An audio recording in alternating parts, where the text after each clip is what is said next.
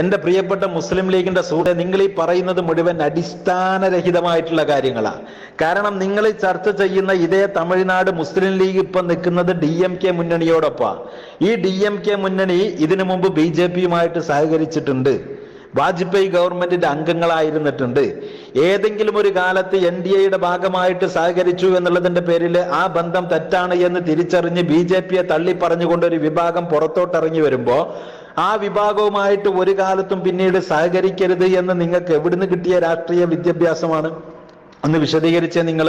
ഇനി അങ്ങനെ ഒരു നിലപാട് മുസ്ലിം ലീഗിന്റെ പ്രവർത്തകർക്കും നേതാക്കൾക്കും ഉണ്ട് എങ്കിൽ എന്തേ നിങ്ങളത് ശിവസേനയുടെ കാര്യത്തിൽ കാണിക്കാതിരുന്നത്?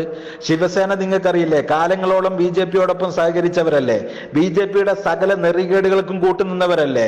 ആ ശിവസേന BJPയുമായി തെറ്റിപ്പിരിഞ്ഞു പോന്നപ്പോ കോൺഗ്രസ് അവരെ സ്വീകരിച്ചില്ലേ, അവരുമായിട്ട് സഹകരിച്ചില്ലേ, NDA മുന്നണിയിൽ അവരില്ലേ, മുസ്ലിം ലീഗ് അവരെ പിന്തുണക്കുന്നില്ലേ? അപ്പൊ എന്തേ തമിഴ്നാട്ടിൽ കാണിക്കുന്ന ഈ ഒരു ആവേശം ലീഗിന്റെ മക്കൾ അവിടെ കാണിക്കാത്തത്? നിങ്ങളുടെയൊക്കെ പ്രയാസം, നിങ്ങളുടെയൊക്കെ വിഷമം കൃത്യമായിട്ട് മനസ്സിലാക്കാൻ നമുക്ക് പറ്റുന്നുണ്ട്. നിങ്ങളുടെയൊക്കെ ഇടനെഞ്ച് തകരുന്നത് നമ്മൾ കാണുന്നുണ്ട്. കാരണം ഈ കേരളത്തിൽ മുസ്ലിം ലീഗിന് ബദലായിക്കൊണ്ട് ന്യൂനപക്ഷങ്ങൾക്കിടയിൽ നിന്ന് വളർന്നു വന്ന മുഴുവൻ രാഷ്ട്രീയ പ്രസ്ഥാനങ്ങളെയും തീവ്രവാദത്തിന്റെ മുദ്ര ചാർത്തിയിട്ട് അടിച്ചൊതുക്കാൻ, ചവിട്ടി താഴ്ത്താൻ നിങ്ങളെ കൊണ്ട് സാധിച്ചു. പക്ഷെ SDP കാര്യത്തിൽ നിങ്ങളുടെ കണക്കുകൂട്ടലുകൾ തെറ്റി. നിങ്ങളുടെ കണക്കുകൂട്ടലുകൾ തെറ്റി. ആ ഒരു വെപ്രാളമാണ് നിങ്ങൾ ഈ പല രീതിയിലും കാണിച്ചുകൊണ്ടിരിക്കുന്നത്.